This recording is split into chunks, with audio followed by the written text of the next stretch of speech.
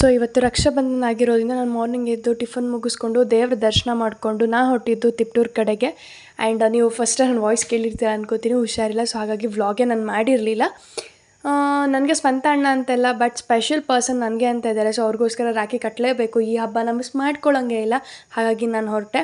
And ನಾವು ಬರೋಷ್ಟರಲ್ಲಿ already ಒಂದು 10:30 ಆಗಿಬಿಟ್ಟಿತ್ತು. ಆದರೂ ಬಂದು ರಾಖಿ ಕಟ್ಟಿ ಅದು ಒಂಥರ ಖುಷಿ ನನಗೆ. ಆ್ಯಂಡ್ ಅಣ್ಣ ಕೂಡ ತುಂಬ ಖುಷಿ ಆದರು.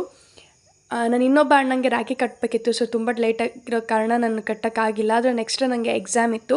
ಸೊ ಕಾಲೇಜ್ಗೆ ಹೋಗಿ ಬೇಗ ಬೇಗ ಎಕ್ಸಾಮೆಲ್ಲ ಮುಗಿಸ್ಕೊಂಡು ಮತ್ತು ಮಾರ್ನಿಂಗ್ ನಾನು ಏನೂ ಟಿಫನ್ ಮಾಡಿರಲಿಲ್ಲ. ಹಾಗಾಗಿ ಒಂದು ಪಾವ್ ಭಾಜಿ ತಿಂದ್ಕೊಂಡು ಮನೆಗೆ ಬಂದು ಊಟ ಮಾಡಿ ಮಲ್ಕೊಂಡ್ಬಿಟ್ಟೆ. ಸ್ವಲ್ಪ ಫೀವರ್ ಜಾಸ್ತಿ ಆಗಿತ್ತು. ಆಮೇಲೆ ಸಂಜೆ ಮೇಲೆ ಅಣ್ಣಂಗೆ ಕಾಲ್ ಮಾಡಿ ಮನೆಗೆ ಹೋಗಿ ರಾಖಿ ಕಟ್ಟಿದೆ.